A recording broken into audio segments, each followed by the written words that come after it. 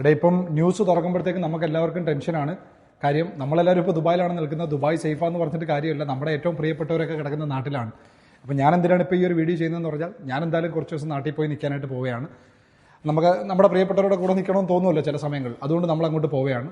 അപ്പോൾ അതിന് മുന്നേ ആയിട്ട് അടുത്ത ഒരു 2-3 ദിവസം നിങ്ങൾ ആര് വിളിച്ചാലും പ്രോപ്പറായിട്ടുള്ള കാര്യങ്ങൾ ഞാൻ പറഞ്ഞുതരാം. എന്തിനാണിത് പറയുന്നതെന്ന് പറഞ്ഞാൽ, കഴിഞ്ഞ 2 ദിവസം മുമ്പേ നമ്മളൊരു പ്രൊജക്റ്റിനെ പറ്റി പറഞ്ഞിട്ടുണ്ടായിരുന്നു. അത് കുറേ ആൾക്കാർ നമ്മളെ വിളിച്ചു, കുറേ ആൾക്കാർ നല്ല യൂണിറ്റ് ബുക്ക് ചെയ്തു.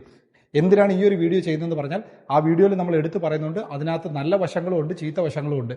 പരമാവധി നിങ്ങൾ കഷ്ടപ്പെട്ടുണ്ടാക്കുന്ന കാശ് നിങ്ങൾ ആരും മോശമായിട്ടുള്ള ഒരു കാര്യത്തിൽ കൊണ്ടുപോയി ഇടാതിരിക്കുക.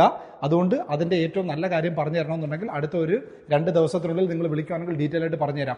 അത് ഞാൻ പറഞ്ഞതാണ്. കഴിഞ്ഞ ഒരു വർഷവും 2 മാസത്തിന് ശേഷമാണ് ഇങ്ങനൊരു ഓപ്പർച്യൂണിറ്റി വരുന്നത്. ഒരു സെമി ഗവൺമെൻറ് ഡെവലപ്പർ ദുബായിയുടെ ഹൃദയഭാഗത്തായിട്ട് ഒരു പ്രൊജക്റ്റ് കൊണ്ടുവരുന്നു.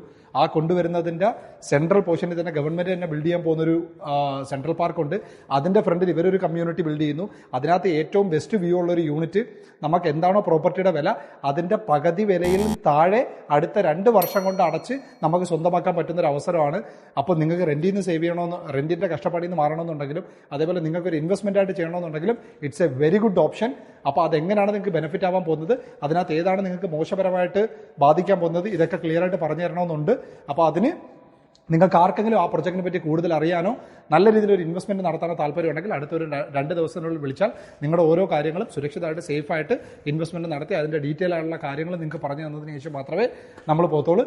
അപ്പോൾ ഇത് ഞാൻ പറയുന്നത്, നിങ്ങൾ പരമാവധി നിങ്ങൾക്ക് എല്ലാവർക്കും ഇപ്പോൾ നാട്ടിൽ പോയി നിൽക്കാൻ പറ്റുന്നുണ്ടെങ്കിൽ എല്ലാവരും ഒക്കെ നാട്ടിൽ പോയി നിങ്ങൾ ഇഷ്ടപ്പെടുന്നവരുടെ കൂട്ടത്തിൽ നിൽക്കാനായിട്ടും കൂടെ ശ്രമിക്കുക. ഓക്കെ.